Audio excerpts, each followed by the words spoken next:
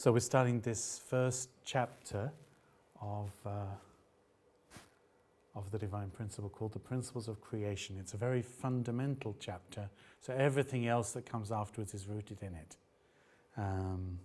So some of the language is a bit technical in a way, so it's not always easy to grab what it's really saying, but of course what the claim is, which you understood from the introduction, the claim is if we understand more clearly about who is God, that actually we can resolve a lot of difficulties.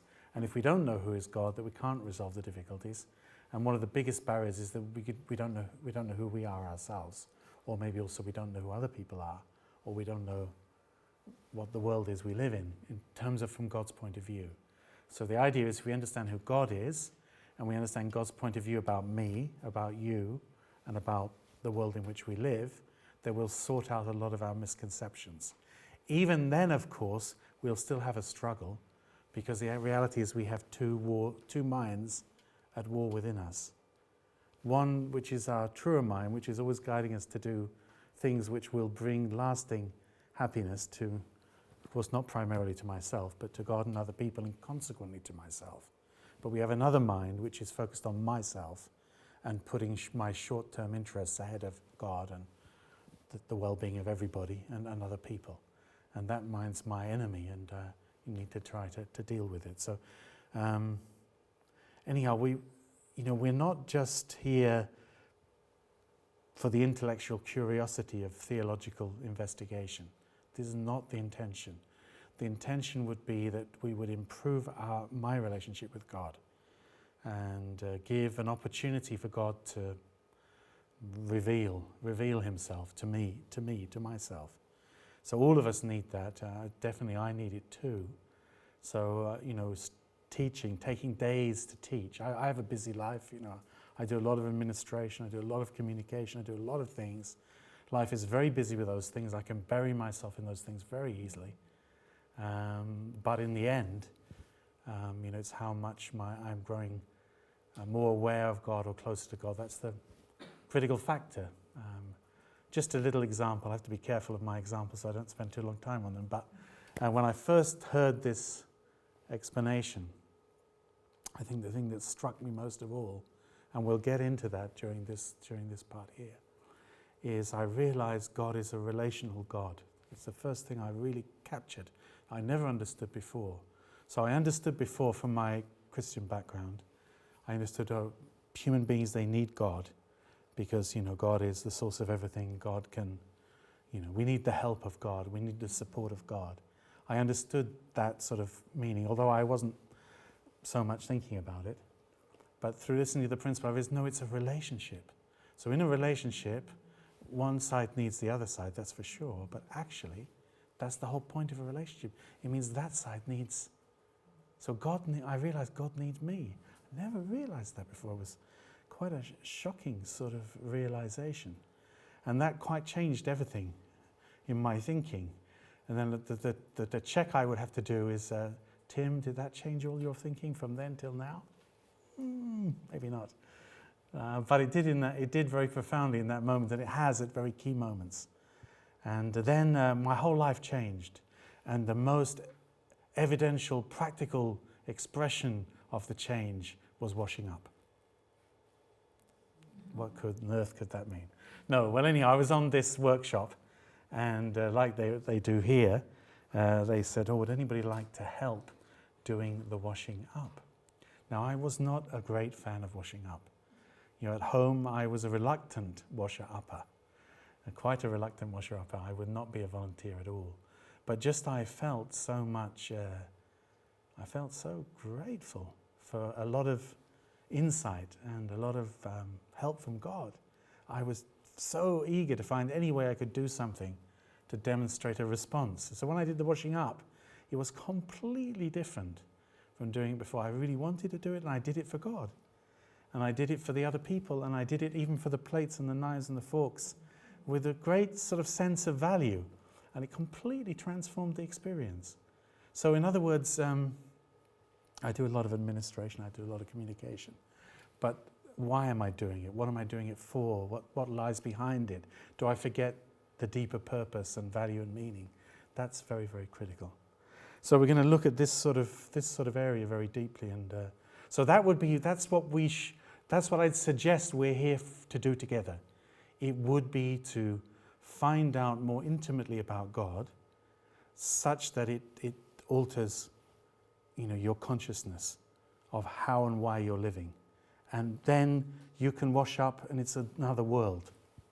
I'm not just suggesting after this workshop all you do is wash up. Get a washing up job in a restaurant, and then you're made. You've got it fixed. No, life is full of many different things, but the point is with what sort of heart and motive, and whether you're doing it in a way that involves your love for God and other people or not, and that would make it completely different potentially, and it would solve many, many, many, many things in my life, your life, and even in our world. So here we go then. It's a repetition of the same point in a sense. So the problem is we're ignorant. We don't know the meaning of our life. We don't know the purpose of the world in which we live because we're ignorant of God. Why would that be so important? Because God is the causal reality. That's the claim of the principle. In other words, we exist, human life in the universe exists, but does it simply just exist? The claim or the point of view of the principle is no, it doesn't simply exist. It's caused. It's caused, it's an effect. God is the cause, life in the universe is an effect. So you can't understand life in the universe unless you understand the cause. That's the claim of the principle. So my purpose to exist is not determined by myself. That would be the principle's viewpoint. It's determined by my Creator. So I'll not find out who I am, really who I am, i.e. who I am from the point of view of the Creator, unless I find out about God. And therefore I don't know who I am. And because I don't know who I am, it's very difficult to manage my life very well, because I don't know who I am. The sense of identity crisis, right? I don't know who I am. So that's a big point. If you don't know who you are, it's very difficult to get it right. So, and this is a very profound matter, purpose. What's the purpose? And if you can get a grasp what the purpose is, it makes a huge, huge difference. As I said, it makes a big difference to the washing up, right? What's the purpose? Why am I washing up? Am I washing up because I'm forced to, because it's my turn and I don't like doing it? Thank you very much. Or, am I washing up because I feel so grateful and this is some way I can give something back? This completely different world. So we need to understand then what the principle is suggesting. We need to understand the nature of God, the purpose for which God created, and also the principles which, if you follow them, are the mechanism or the mechanics or the practical way of living that will enable you to fulfill the purpose. And that would be very important to know. What sort of laws or principles should we follow? So the divine principles claim would be Hinduism, Islam, Buddhism, Christianity, etc., they've all got an incredibly keen insight into principles. So they teach principles. And people might say, why? Why should I keep those principles? Why should I concern myself about karma? Or why should I concern myself about the 10 Commandments? Or why should I, keep the 5 pillars of my faith? Or whatever it is. Why? But, the point is that if you follow those sorts of disciplines, you end up coming closer to fulfilling what your life is really all about. And life becomes much more fulfilling. So the principle's claim would be that that's the case in terms of anybody who's deeply grasped the deepest meaning of their tradition and is really practicing it. Okay, so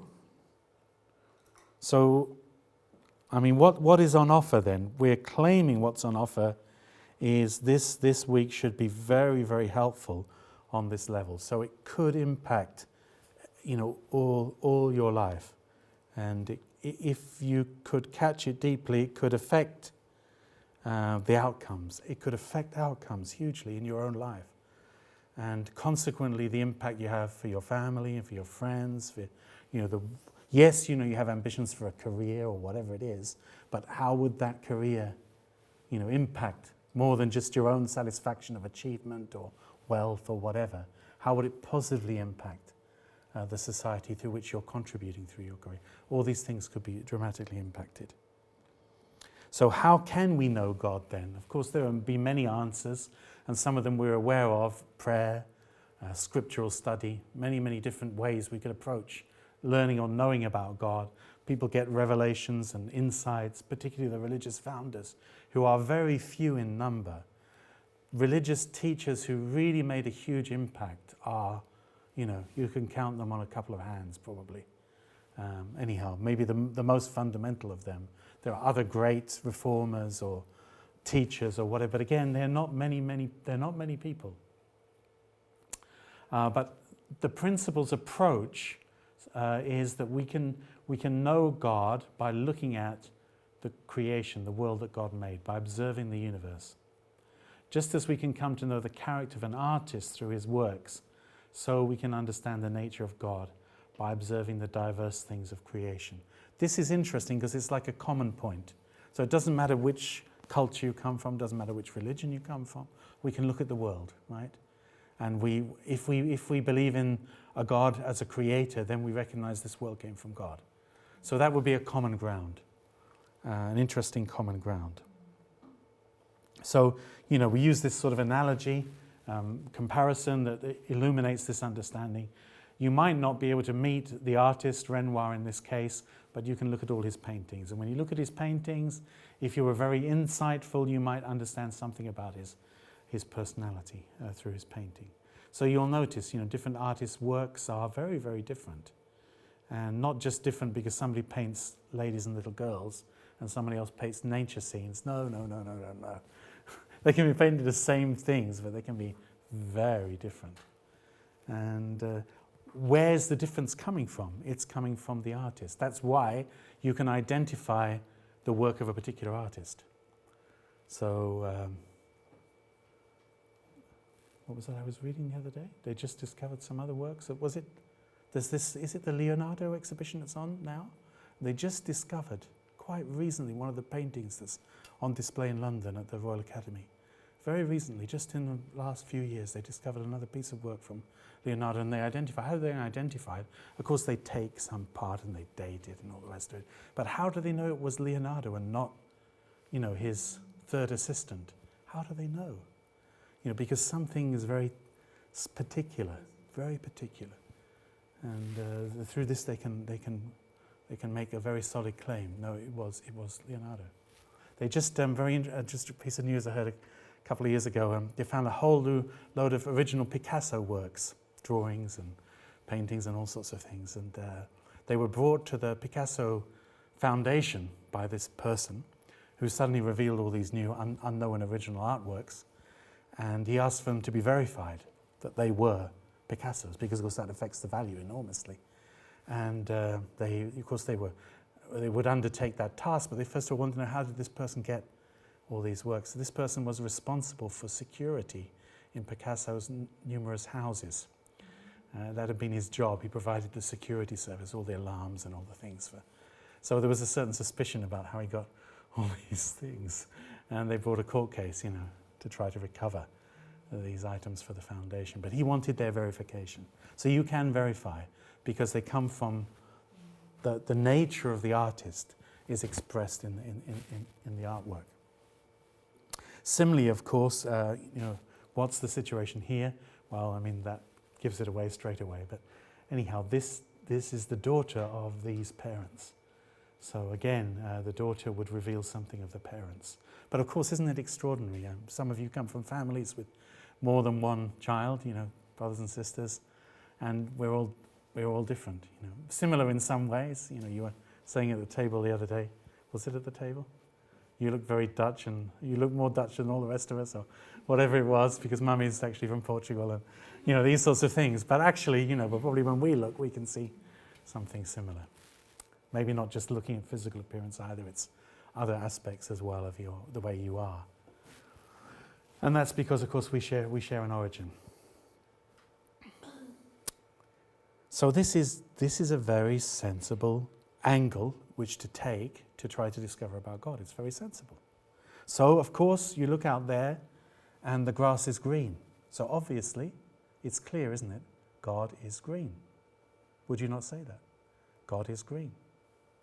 Isn't that true? God is green, must be. Because in the creation there's a lot of green, so God is green. What do you think? I mean, green must express something. But, to say God is green, maybe that's because there's not just green, there's red and there's yellow and there's blue and there's all the others as well. Or maybe there's the fundamental colours, is it 3 primary colours? And then there's all the others derived from them. So what are we looking for? In other words, we're looking to understand God, the nature of God, by looking at the creation. And just as you understand the character of an artist by looking at his works of art. And this is a quotation from the New Testament of the Bible, Paul's letter to the Romans. Ever since the creation of the world, his, meaning God's, invisible nature, namely his eternal power and deity, has been clearly perceived in the things that have been made. And he goes on to say, therefore we have no excuse for not knowing God, because God is revealed in the natural world.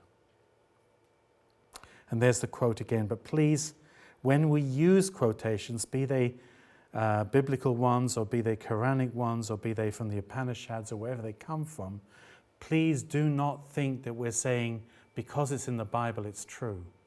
Simply. Because what we're saying is, yes, if you're a Christian, if you're a Jew, you would give great weight to your book, to your sacred scripture. But actually, things are not just true because they're in the scripture. We're saying this is the principle, and the Bible supports it, or the Upanishads support it, or the Quran supports it.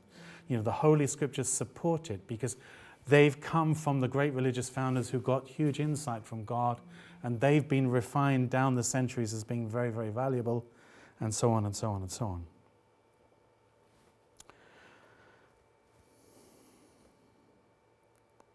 So, of course, this type of respect and type of approach would be a very important approach for people to come together and be able to work together across religious difference. So here's a Quranic quote. Verily, in the alternation of the night and the day, and in all that Allah hath created in the heavens and the earth, are signs for those who fear Him. It means those who respect and love God, want to honor God, that actually God is revealed in, the heavens and the earth, the night and the day, the pattern of life. Or from the Psalms, from Judaism, from the Old Testament.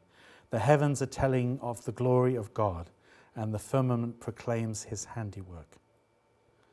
Or, this is not a scriptural source, right? But anyhow, people of respect, Einstein. I believe in, and there's a few other words in there, the God who reveals Himself in the orderly harmony of what exists. He was asked, do you believe in God? And he said, well, actually, isn't it amazing? Because when you look at the world, the natural world, you see a world of incredible order and harmony. How is that? Why is that? Why isn't it just random and chaotic? In science, why do we search for underlying principles and expect to find them? That there's some sort of origin, which is the source of that, essentially, that sort of meaning. So what are we in search of? We're not in search of whether things are green or red, and then we'll say that God is green or God is red or whatever. We're in search of very fundamental characteristics, right?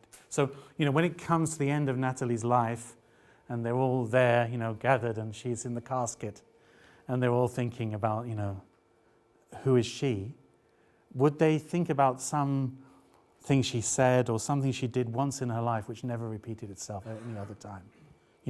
She was very, whatever it was, on that particular day, but that's completely atypical. She was never like that any other time. Or would they rather be pointing out particular traits of character, particular characteristics that are consistently expressed, again and again and again and again in the way that she lives, she's a very, I don't know Natalie very well, but let's say, for example, she's a very upbeat, positive. Who was it who said they're upbeat and positive? It was Daniel, right? So he would expect, when they're gathered around the coffin, that testimony would come out, and yes, that's no matter in whatever aspect it was of his life, he had that type of characteristic was being displayed. So we'd be looking for those sorts of things about the creation, to know about the Creator. We'd be looking for something which is so fundamental that it's held in common by everything that exists, and not else only held in common by everything that exists, is fundamental to that existence. Those are the sorts of characteristics that we're in search of, present in everything in creation. If we can find them and understand them correctly, they'll be very insightful as to the nature of God, and also, very interestingly, if we understand them correctly, into terms of how we should conduct ourselves in order to apply the principles in our practical living to those characteristics, so that the way they interrelate resembles the way they interrelate within God. So we're going to examine that, right? We're going to find out, what's at the core of the nature of God, and how that core nature of God governs the relationships going on within the nature of God, which determines who God is and how God behaves and what God does and what God's purpose is and so on, what God's motivation is and so on. That's what we're going to search for. And we'll, as you know, most of you, I think, we find two sets of dual characteristics which are very, very fundamental. So here we go. So this is, the principle's claim is, this set of what are called dual characteristics is the most fundamental one of the two. And if you understand this one correctly, about the nature of God and about your own nature, because, as we said, we look at the creation, we find out how the creation is, then we can discover about the Creator. But if you can understand about this nature, it provides many secrets and answers to how to make life work properly. So what the principle claims is everything that exists has two distinct aspects, and they're in a particular type of relationship with one another. And it calls one of these aspects the internal character and the other the external form. In terms of human beings, we would be talking about, again, it's very, terminology isn't easy, but because different people in different traditions use different terminologies. But the principle uses this expression: we have an invisible, intangible heart and mind. You can't, we want to know about Manny's nature, so we get the surgeon in with the skull saw, the rotating skull saw, and we anesthetize first, of course. And then, we cut and we fold back the skull and we have a look inside. And then we know it's all there, isn't it? We know exactly who he is. No, actually, maybe we don't. Maybe we don't. Nobody does. But nonetheless, I'm sure if you ask Sharon about Emmanuel, she'll have a few things to say about invisible characteristics, which manifest themselves repeatedly through this stuff, and the mouth and the things, they reveal themselves, right? So that's the point.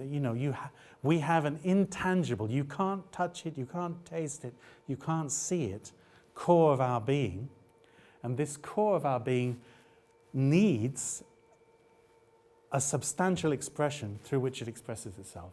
And this substantial expression is a visible heart and mind. There's an invisible heart and mind, right? Or intangible. But this invisible heart and mind has a tangible, visible expression, which is exactly made after the pattern of that invisible, cause, which you can't find. You can't find it and directly observe it. So this is a very interesting perspective. And we say it's not just true in terms of human nature, it's true in terms of everything that exists. So if you look at animal life, of course, animals have a body, they have a material, substantial form, but their conduct cannot just be defined by that substantial form, because they do lots of intelligent things. They do lots of things which instinctively they're guided to do. And sometimes it's quite extraordinary. Probably got some pictures later. But there's these amazing things like turtles. Turtles, sea turtles? They come onto the beach and they dig a hole in the sand, right? And they lay all their eggs, and there are loads of them. And they go off and go back in the sea. And they cover the eggs over with the sand. And the turtles in the little eggs, what happens? They hatch and they come out and they go into the ocean. They swim wherever they swim to the place they're supposed to go, with no daddy or mummy, well, it would be mummy, of course, because she laid the eggs, with no mummy to guide them. How do they do that? Or cuckoos. Have you heard of, I don't know what you call it in other languages, cuckoo. You know this bird that we associate with the spring in Europe because it comes up from Africa. Cuckoos lay their eggs in other birds' nests, right? And they go off. They go off to Africa. They leave their egg in the nest of a willow warbler. It's a little bird. And then this egg hatches and it kicks out all the other eggs and it starts to grow. And as it grows, this chick becomes 5 times as big as a willow warbler. So these little birds are coming and sticking food in the mouth of this huge, great thing in their nest. And this great thing grows up and becomes an adult cuckoo and flies out of the nest and flies to Africa. With no daddy, no mummy, nobody else. I mean, this is just extraordinary. You know, how's it possible? And we're forever discovering extraordinary things like this about the natural world. So clearly animals have a nature which guides their physical conduct. Plants also obviously have a mind which directs them. They know to grow to the light, they know to put their roots into the ground. And, you know, there's a lot of wisdom. We don't know how to turn heat, light and mineral elements from the soil into flowers or fruits, but plants know how to do it. So even if you think about inanimate things without life, there's clearly a directive nature. And this directive nature guides the structure which they assume. They assume a structure. So the principle's claim is the outward structure which you see is not just like that finish. No, it's caused to be like that because of some invisible nature which is causing it to take that form or that shape. So, you know, think about an example, right? People who are good at doing it, so I believe, can look at your hand, right? And they can read your hand. It may be the relationship between the shape of your palm and your fingers, or the different length of your fingers in relationship to one another, or the lines, you know. And they can tell you from that something about yourself. Or so other people look at your ear, and from the shape of your ear. Or they'll read the bumps on your head, right? So it's simple. You have not got the personality you like. So it's just like the cosmetic surgery. You just have an operation on your hand to lengthen that line a bit, and your character will change. What do you think? What do you think? Do you think it'll happen? I make this finger longer, and then I become a stronger personality. Oh, I just need an operation on my finger, and I can change myself. What do you think? Sounds good. But do you think you might be, disappointed? Possibly, possibly might be disappointed, because one is more. You see, one is cause and one is effect fundamentally. So of course we're not saying that things that happen to you will not necessarily have an impact upon you. Even things that happen to your body. For example, you could be crippled, or you could lose the use of your legs, or you could be paralyzed, and it could have an impact on you, of course. But one person gets both legs amputated and becomes a Paralympic athlete, and another person has a very different impact. But the point of the principle is the invisible internal character is manifesting itself through the external form. So you can read the external form and you can discover about the intangible, invisible nature. So it's not as simple. There is a relationship. They do affect each other, but fundamentally it's that invisible character that's forming the external form. So my external form changed quite remarkably in the last 30 years. So, some people in this room knew me 30 years ago. I was a very skinny, brown-haired person, and I'm not anymore. And so it changed a lot. But strangely, I meet someone who didn't see me for 20 years or 25 years or whatever it is, and still they recognize me, even though, my waistline measurement is very different from what it was at that time, or the color of my hair is very different. Why? Because there's something which is more who I am, which remains, even though some of those things altered. So you catch the type of point that I'm making. That we will have discussion after this, if I keep the time. So you can explore these things more. Anyhow, this is a little illustration from David Hanna. David Hanna made some very nice slides, and I took most of them for this presentation. So what have we got here? What is this? Has anybody seen this before? If you've seen it before and you know the secret, don't say. So what is here? What is this? It's a vase, yeah. It's a vase or a vase, something you stick flowers in or whatever. Actually, it's a very special one because if you were British, you might recognize this is the Royal Coat of Arms. And on here it says Silver Jubilee. Silver Jubilee. It's the 25th anniversary of the wedding of the Queen Elizabeth II, and her husband, Prince Philip. And so they made a nice white vase. Isn't that lovely? Isn't that great? Marvellous. But it's much more marvellous than you imagine, because the shape of this vase is not determined as you might think it was. There's an invisible cause that lies behind it. So that's what we're going to explore. So now this is the clue, right? This is the clue. So what we're saying is this is made after that. Do you understand? This was made to match that, right? And in the case of the vase, if you look at it again, and maybe you don't know them, but you'll notice the profile on this side and the profile on that side are not the same. This is actually the Queen's profile, and this is her husband's profile. Isn't that interesting? And that's why the vase is as the vase is. In other words, it isn't as it is for some material external reason. There's an invisible reason. Now, of course, this is not exactly what we're talking about, but it's illustrating the type of point. Do you understand? There's a cause which, an invisible, intangible cause which creates the external expression.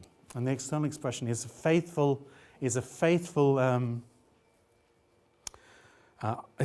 made after the pattern.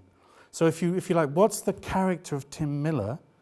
The character of Tim Miller is expressed in the shape of his features, such that the shape of his features are the best possible way you can get to know about him, or the best possible visible expression. So we use this diagram to try and explain it on one level.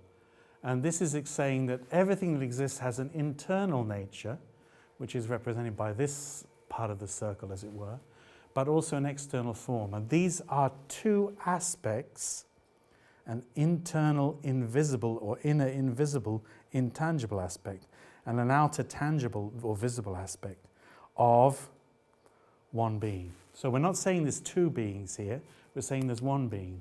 And these two aspects, so although you cannot see this one, although you can't touch this one, you know this one is there because actually this is directed by this invisible cause. In other words, this is as it is because of that. And you can know about this internal character through looking at the external form, because you can't touch or taste or see the internal character directly. And what sort of relationship do they have with one another? Well, I was implying that before. You can't have an operation on your hand and change your character, because this is the subject, or this is the cause, this is the object, or this is the effect. So, more profoundly, I have the shape I have externally because of an internal shape. So, think about it. People's faces, they're different, aren't they? Because I've got 2 noses and you've got 4. Or I've got 1 ear and you've got 5. No. Now, basically, we all have 1 nose, 1 mouth, 2 ears, etc. But actually, there's an interplay in my face between soft parts and harder parts, between things that go in and things that stick out. And then through this sort of interplay, then everybody's face is unique. But this interplay between, we're going to talk about this in a minute, between positive and negative elements is a particular expression which reveals the invisible nature, which is the cause of your external form. Can you catch this type of idea? That's what the principle's saying. So the visible external form resembles the invisible internal character.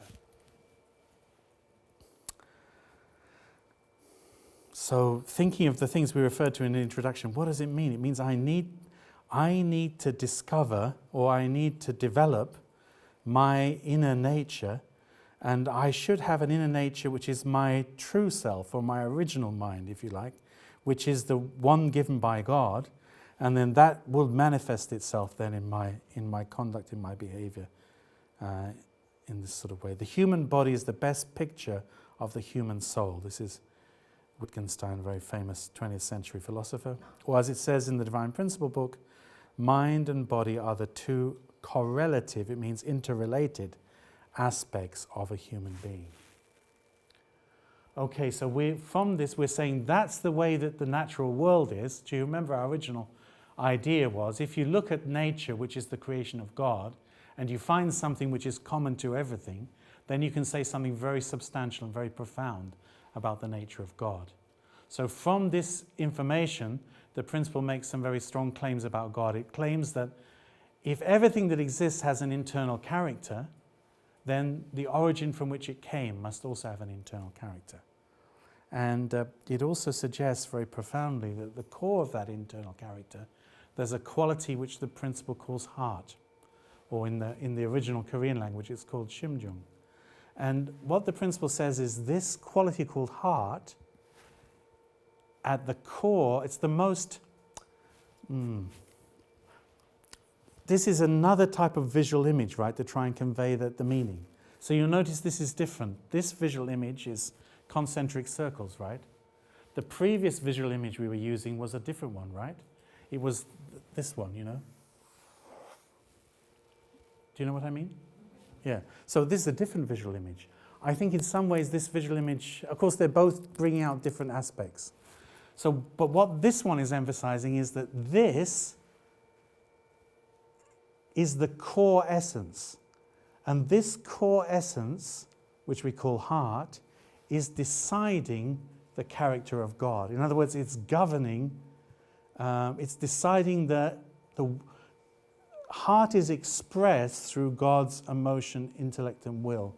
Heart is expressed through God's ideas, plans, or concepts, if you like, and the laws which emanate from God, or which express themselves in the spiritual laws and in the physical laws of the universe.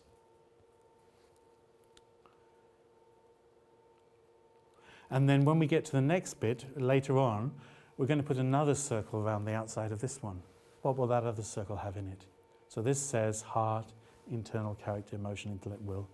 We're going to put another circle. So we're going to say that just as heart is to this whole concept of internal character, which includes emotion, intellect, will, concepts and laws, so the whole internal character is to another nature, another aspect of God. What would we call that aspect? What would the next concentric circle contain? External character. Yeah, external form, that's right. So, you know, if...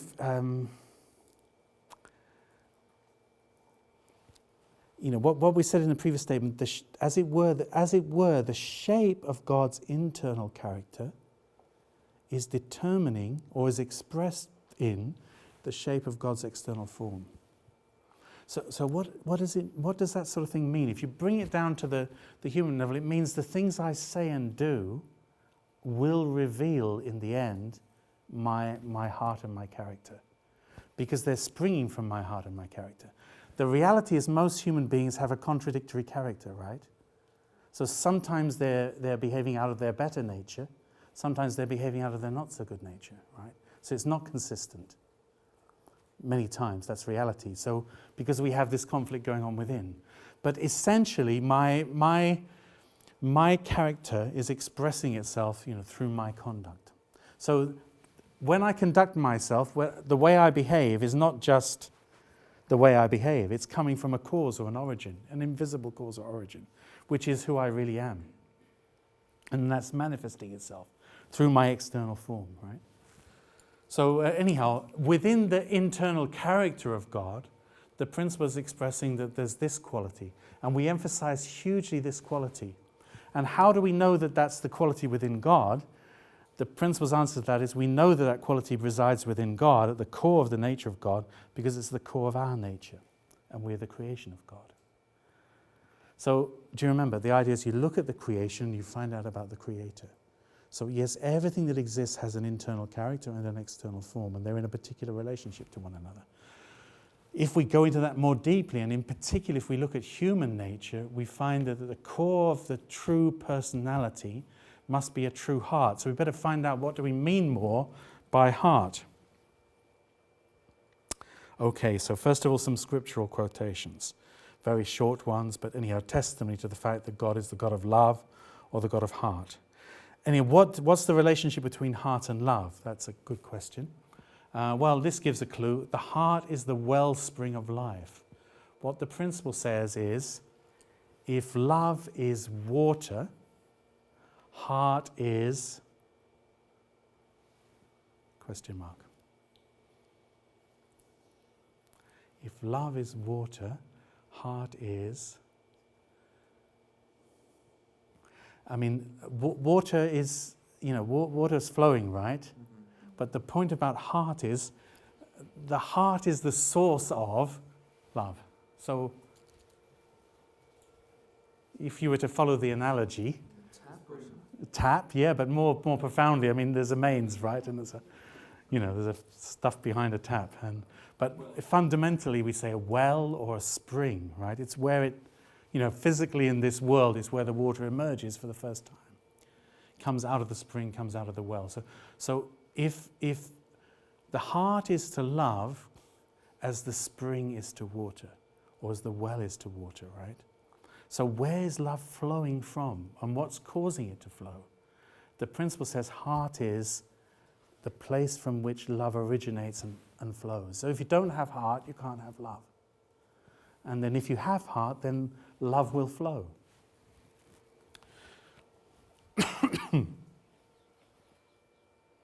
So heart is the impulse to experience joy through giving and receiving love. More specifically, in a sense, it's the impulse to love another, to give love to another, and through giving love to another, to experience joy. And this quality we call heart, the principle's claim is that if you get this right in your own life, this will have a profound effect. So it's exactly what I was talking about regarding washing up, right? This type of washing up and that type of washing up is a different type of washing up.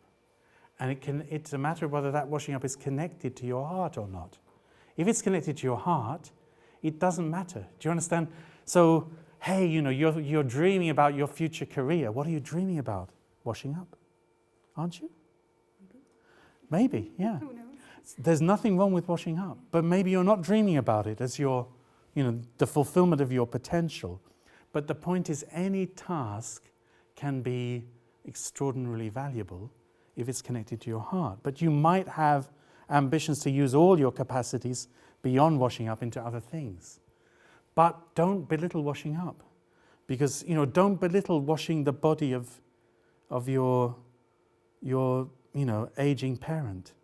Don't belittle changing the nappy of the little baby. Don't belittle, make it small, because these things can be very important. The point is, are they connected to heart? So the principle's claim is, this is very important in our lives. If you take that away, you take away the whole meaning of life.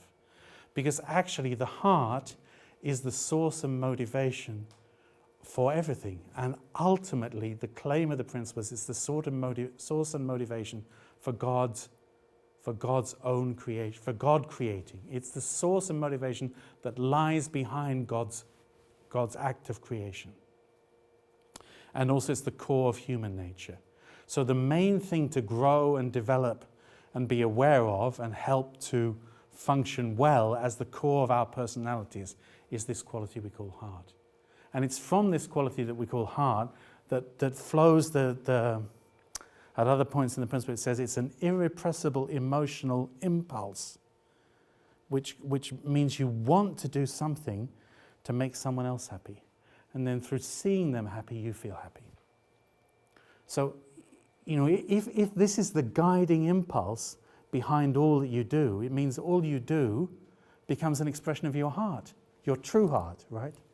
And then life becomes incredibly precious. In other words, if I'm doing stuff and it's not connected to my heart, it's it doesn't make anything, because my passion isn't in it. Do you understand? It doesn't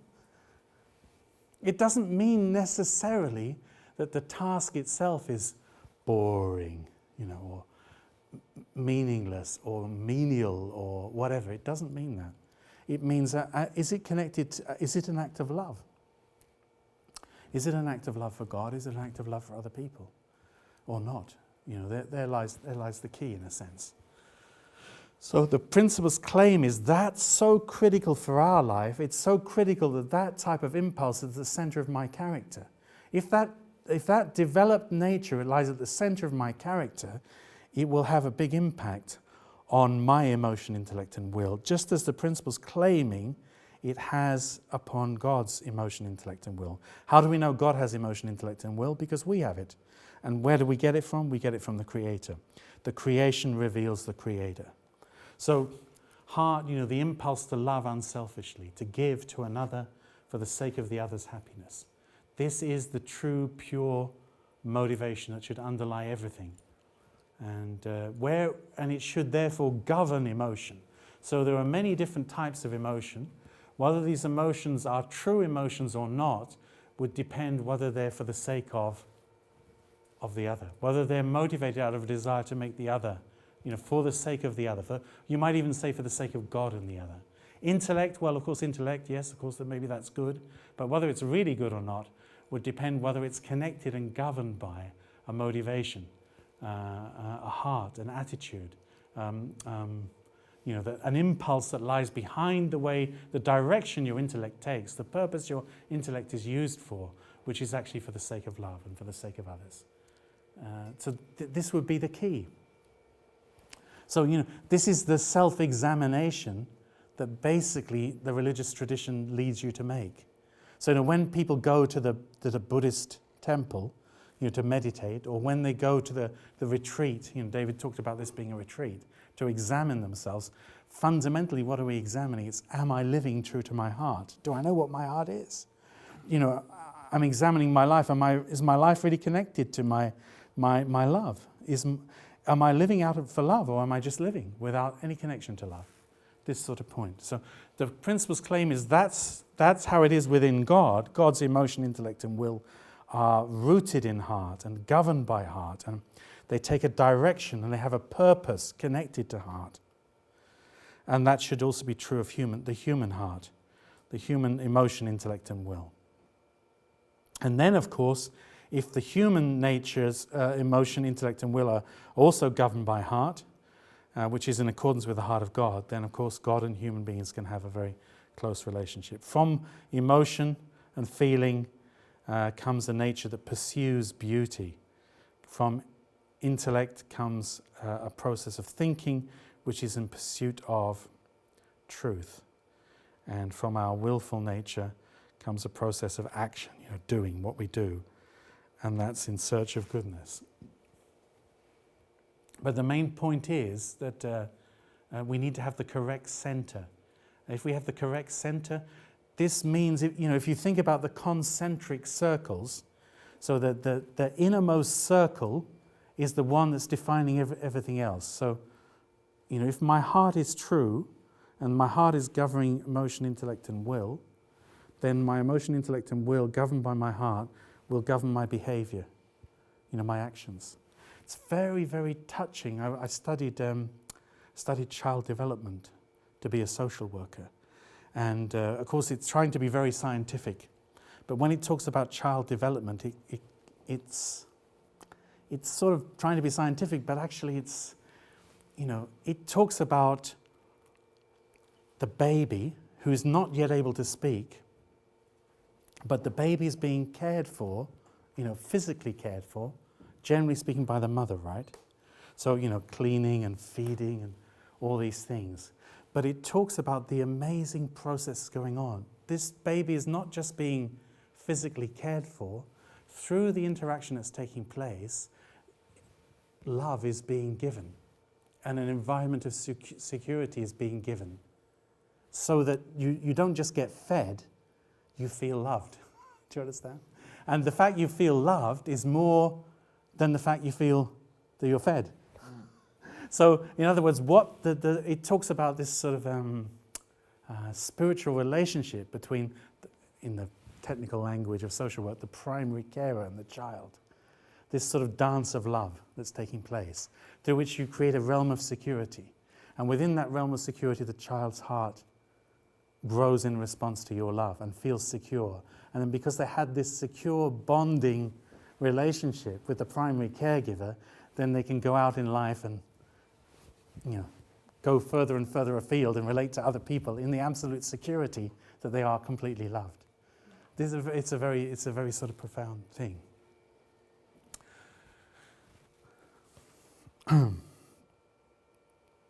And also the principle mentions concepts and laws as well. What is it getting at? It's basically saying we look at the creation we can know about God. In that sense also, when we look at the creation, we look at human beings, we find the most complete expression of the nature of God. We find at the core of our own being that we need to get this aspect of ourselves correct. So basically all the great religious traditions are trying to get this aspect of ourselves correct and then make sure that this is in charge of my emotion, my intellect, my will, and also my ideas, my plans, and my moral compass, my understanding of how I should conduct myself. So this relates to the idea of concepts and laws. So then we're getting on to the next bit. This is the external form bit. So we have the other diagram, right, which shows it, like this. Here's the internal character, there's the external form. But then this is another way of expressing it. It's expressing that this lies at the core. So emotion, intellect, and will are an expression of heart. God's plans and ideas or concepts, they're an expression of heart. God's laws, they're what springs from the true heart. And then, of course, the internal character, guides God's external form. So what's God's external form? We all know what it is. Up there in the clouds is this old man with a beard. That's the external form of God. Don't you think? Is that right? That's not what the principle's saying. So, of course, God doesn't have this sort of external form. God's external form is, we say, it's the source of the energy that maintains God's existence and also maintains everything in the creation. So this is the external form of God, and we're going to examine it more in the next lecture. Everything that exists from an origin, God, and that is the original origin of energy. But is that energy just energy? No. That is energy with a plan and a purpose. Do you understand? Just as, animals, plants, they don't behave randomly.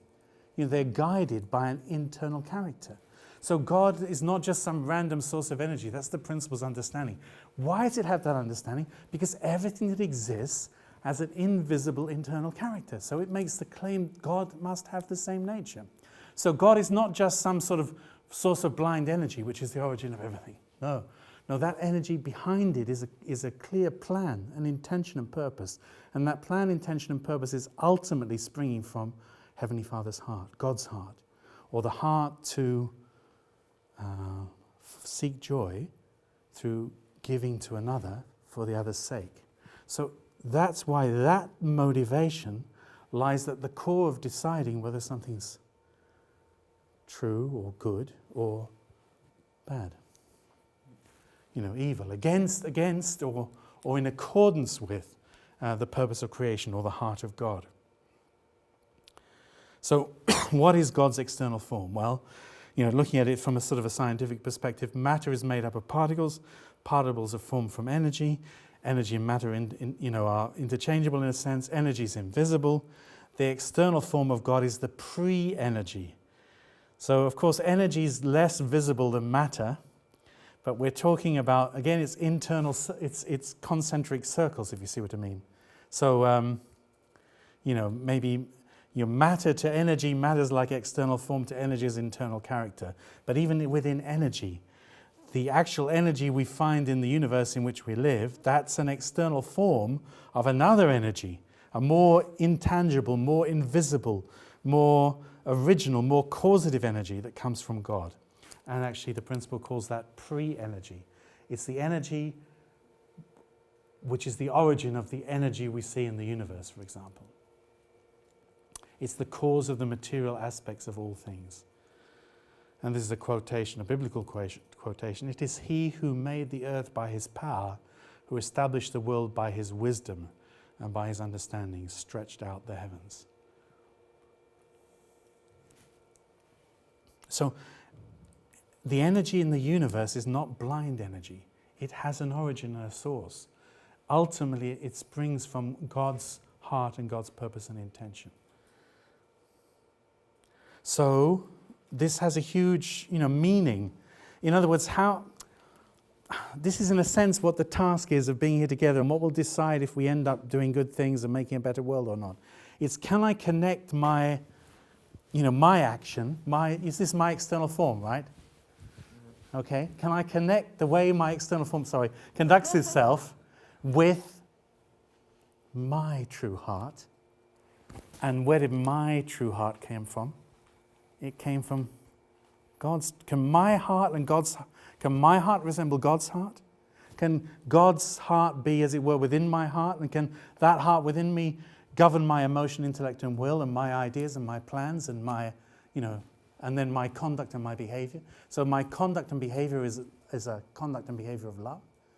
And then everything's resolved. Everything's resolved. So if we manage to get in the same room by some minor miracle, we got, Jesus, Muhammad, Buddha, Confucius, they would have a terrible argument with one another because they belong to different religions. What do you think? Do you think so? I don't think they would.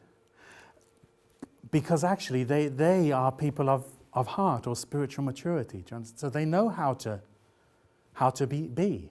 So, if you go to the church and you say, everybody in the church who's a saint, please put your hand up.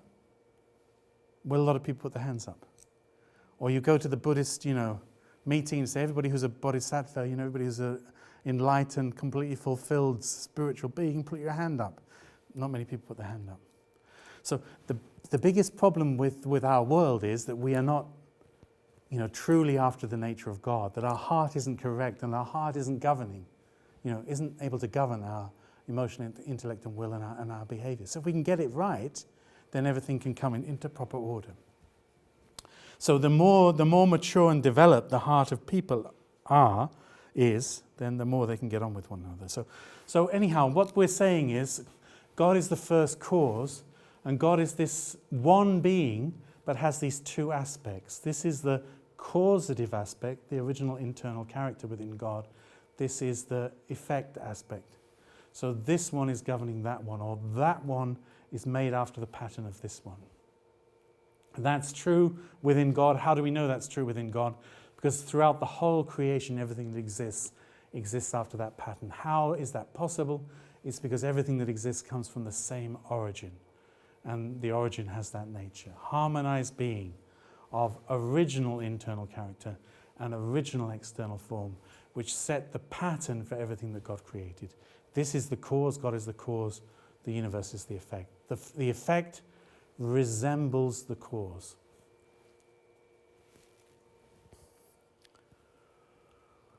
Okay, wow. So we've got to do the other set of dual characteristics. So everything that exists in the universe not only has an internal character and external form, also has masculinity and femininity, or positivity and negativity. So let's just demonstrate. Well, this is a man and woman, right? This is a male and female lion. This is positivity and negativity in discharges of lightning. So the dual characteristics of masculinity and femininity, or positivity and negativity, are there in the world of humans, animals, plants, but they're also there even in the inanimate world. So what we deduce from that is they originate from the original being, the original cause. So within the original cause, God, there's also original masculinity and original femininity. Why do we know that? Because if everything's made like that, so it's a testimony to the fact the original cause is like that. And here we go, scriptural quotations from the Quran. And in him, he, Allah, made two sexes. And of him, he, Allah, made two sexes, male and female. That he, Allah, did create in pairs, male and female. Or from Genesis, so God created man in his own image. In the image of God he created him, male and female he created them.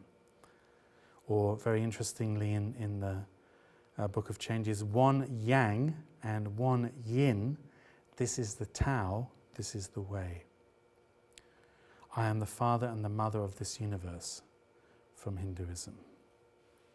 So there's another set of dual characteristics. This is and we'll look at the relationship between the two sets of dual characteristics in a minute. So again, there are two aspects which should be united. Within the nature of God, they're united, masculinity and femininity. So this diagram is to express, they are part of one whole.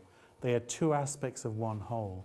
Of course, when you look at the universe, or when you think about human life, of course you have men and women, but ultimately the destiny of men and women, or stamen and pistil, or male and female in animal life, or plus and minus in molecules and particles, etc., is they're supposed to, they're attracted to one another. They're drawn to one another.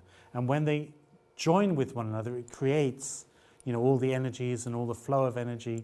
It creates multiplication and reproduction and so on. But what the principle is saying is this is the nature we find throughout the universe. Why? Because everything in the universe has these two aspects which interconnect with one another, because we come from a common origin. So God has the original masculinity and the original femininity, which is the model which expresses itself throughout the universe. So what sort of wisdom can we gain from this? Well, put it simply, in a sense, these are the more fundamental characteristics. In other words, you have men and women, right? So men and women are different, but men and women both have mind and body, right? They both have mind and body. But woman's mind and woman's body express more the aspect of femininity. And man's mind and man's body express more the aspect of masculinity. So the fact that man's external form is different from woman's external form is because the internal character of man and the internal character of woman are also different. Because the external form is an expression of the internal character, right? Internal character is cause, external form is the expression of it. But also, very meaningfully, what this is explaining is explaining in life, you need to get, most primary in life is to get these two things working properly together. So we're going to examine a lot, and the principle says that all religion is basically examining how the mind can gain control over the body, how the internal character can assert its proper control over the body, because that's the original pattern of relationship. But when this pattern is upset, when actually your mind isn't strong enough to control your body, but your body starts to control your mind, then everything goes wrong. What's that relating to? It's the fact that you make your decisions not based on love or heart or what's correct in front of God or what's good for other people, but on what you want for you right now, thoughtless of God and other people. That's the difference. So all of the great religions are trying to strengthen the mind, centering on the heart, the true motivation, so you can control your emotion, intellect, and will, so you can make good plans, and so you can do good actions, even in the most demanding and difficult circumstances. If you can do that, if you can govern yourself in that way, then actually you will have a possibility to make the correct relationship here between men and women. Because that's the next thing to get together, right? Get the mind and body together, and then having got the mind and body together, then you need to get together with your counterpart. Because if you don't get together with your counterpart, nothing will continue. Nothing will go on. Nothing will continue thereafter. But it's not easy to get together with your counterpart, right? So it's not easy to get together with your sister or your brother. It's not easy to get together with your workmate. There can be frictions and difficulties, but even more profoundly demanding is to get together with your husband or your wife. So the precondition to be able to get together male and female is to get together mind and body. And if you've got together mind and body, then man and woman can relate. And then when mind and body are together and man and woman are together, then this more fully, more completely resembles God. So, what have we got there again? Oh yeah, just this is very difficult to read vertical writing, right? But basically what the principle is saying is, this is the more fundamental set of characteristics, and then these characteristics express internal character. So internal character expresses itself through plus and minus or masculinity and femininity. External form expresses itself through. So again, just to use that example of the face, right? So we all have one nose, we all have two ears, and yet I don't look the same as Giorgio. And even though I don't look the same now as I did 30 years ago, still there's something recognizably characteristic about me and my particular. Usually, when you fondly remember your beloved when you're not together, what do you carry in your wallet to remind you? A picture of their thumb or a picture of their elbow, don't you? Do you? Don't you have that? Don't you have a picture of the elbows of all your sisters and brothers in your wallet so you can remember them? No, you're likely to have a picture of what? Their face. Because that's, more expressive of who you are than any other part of you, right? Probably your elbow does say something about you, but, not as much maybe. So we have a picture of that. And yet we all have one nose, right? But we're all different. Why? Because there's an interplay of hard and soft, what sticks out and what goes in, and it's a different interplay between positive and negative, or masculine and femininity, which forms a particular shape. And this relates, of course, to the feminine form and the masculine form, but this also relates to, out of this interplay of these two aspects, you can get, endless possibilities, endless variety. Everybody's unique. That's true in terms of external form. So how much your nose sticks out, how much your eyes go in, or your cheekbone comes out, or what dimples you have or haven't got, or whatever it is. But that is a reflection of your invisible shape. And it's your invisible shape which is causing your visible shape. So your visible form is an external visible expression of your inner invisible shape, which is causing your outer shape, as it were. So these are attributes of these. These are your fundamental characteristics, and these are the way that they express themselves. But we need to get both of them into harmony to represent the same harmony and the same unity within our being and within our human relationships that resembles that of God. So, sorry, I hope you can catch this one. So this is representing that internal character and external form, but internal character expresses itself through masculinity and femininity. External form does too. What does it mean, the positivity or negativity or masculinity and femininity of the internal character? So, for example, you have one aspect of your internal character is something that's very takes initiative, dynamic, that type of nature. Another nature would be the more, responsive, passive, thoughtful type of nature. And then through the interplay of these two, you get all sorts of different characters and types of people. So, if this is God here, then everything that exists is made after the nature of God. So everything has internal character, external form, which express themselves through masculinity and femininity. When you think about the natural world, everything is after the pattern of God, but the principle explains it's like a symbol of God. Whereas the human expression is a much more complete representation of God. It's like a truly complete expression of the totality of God's nature.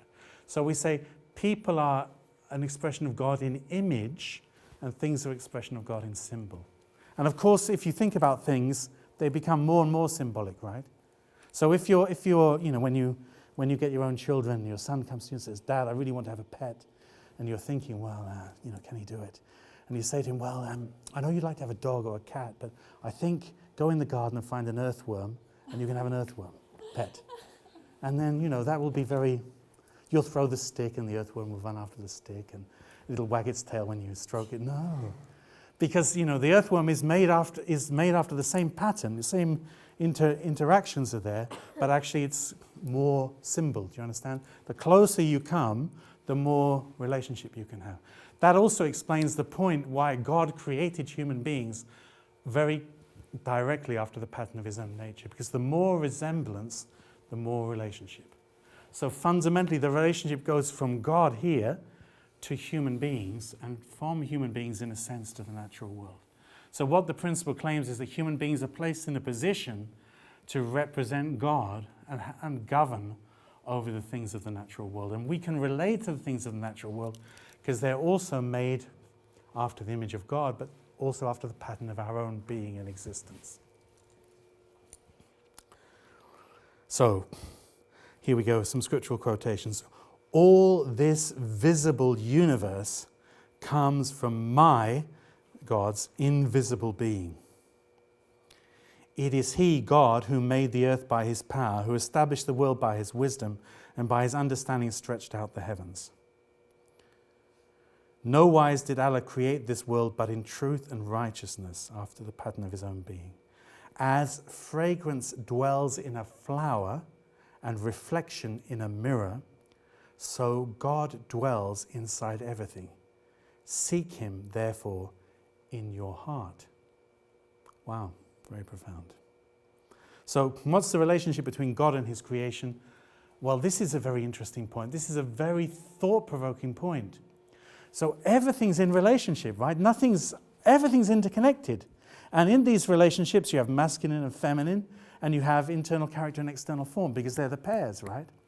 So, of course, God is the original creator, the cause, and we're the effect.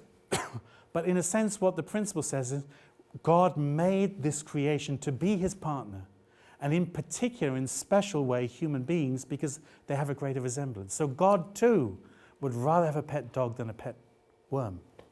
Or, if you like, would rather have a human being. Because what's the most satisfying partner to have in a love relationship? It's one who can receive everything you have to give and receive it all and then respond.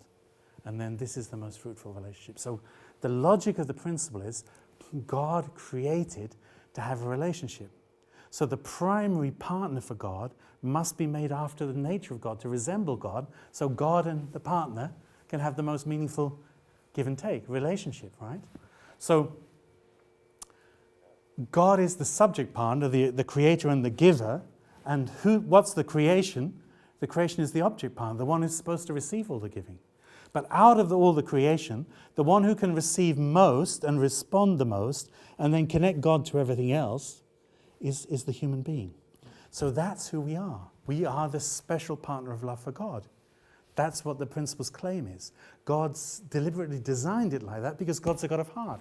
Heart is the irrepressible impulse to give to another, and through the other's happiness to be happy yourself. So you have to make someone you can make happy. Otherwise, so, if your wife gave birth and she gave birth to a worm instead of a child, hey, no, that's a horrible thought, right? Can't think of that. But what would you do, I mean... And that leads down a whole train of thought which is not worth it pursuing. But on another level, God is also, in a sense, the internal character, right? And we're the partner, we're the external form. Or put it another way, God is the masculine creator, and the creation is His feminine counterpart. This is very intimate, and Father Moon talks about this very intimately. He explains that, in a sense, the universe is the wife of God. In a sense, human beings collectively, they're the love partner of God. So he explains how precious human beings are to God and how much God needs us, because God is a relational God. And this, or on another level, he explains, God is the internal character with the external form. So God's supposed to be the mind and we're supposed to be the body. God is one. God is not two. God is the harmonized being of dual characteristic, the harmonized union of original internal character and original external form, the harmonized union of original masculinity and femininity. So I've got to come to a conclusion now. So there's a few quotes there you can examine when you get the slides. There's also a claim about who is God, and explaining about God as a true teacher, absolute, unchanging, self-existing being of heart, basically. A parental being, and that's bringing together this aspect of masculinity and femininity coming together as parents, and the creator and the owner of everything, because God invested his whole being as an act of love in the act of creation. And then I'll conclude with this slide. So what we're saying is God and man, relationship is creator and creation, cause and effect, but more profoundly, it's a relationship of internal character and external form. So in other words, I should be the embodiment of God. God should be the internal character, I should be the external form. God should be able to be freely able to express his being through me. And on another side, God is the parent and I'm the child. This is another expression of it. Even another expression, we could say, God is the masculine, we're the feminine. We're the counterpart. So I'm going to stop there and hope you can catch something of how significant this understanding could be if you actually think about it in terms of our relationship with God. And this very insightful point. Thank you very much, everybody.